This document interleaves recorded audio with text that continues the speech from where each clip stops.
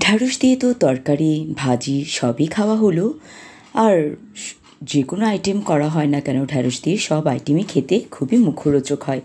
তো বারবার তো আর একই সবজি দিয়ে একই জিনিস করা যায় না, তাই চিন্তা করলাম একটু ভর্তা করে খেলে কেমন হয়। আর আমার শুটকি, যারা শুটকি ফ্লেভার পছন্দ করে তারা কিন্তু আমার মতন একটু শুটকি গুঁড়ো করে দিলে আরেকটু মজা হয়। আমি একটু মলা শুটকি আর চিংড়ি শুটকি তো থাকেই, সেটা মিক্স করে গুঁড়ো করে নিলাম।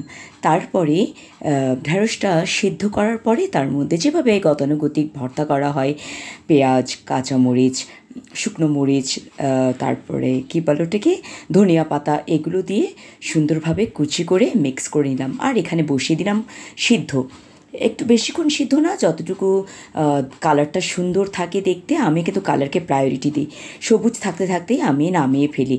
আর কচি ছিল বলে নরমও হয়ে গেছে। তারপরে সবগুলো মিশ্রণ মিক্স করে ভর্তা বানিয়ে ফেললাম। দেখুন কি সুন্দর হয়েছে দেখতে। আর যারা শুটকি পছন্দ করে না তারা এটা অ্যাভয়েড করতে পারেন। আমার পছন্দ, তাই আমি একটু শুটকি দিয়ে করলাম। আর খেতে খুবই মজাদার হয়েছে, বিলিভ ইট। একটু এভাবে করে খেলে খুবই দারুণ হবে খেতে।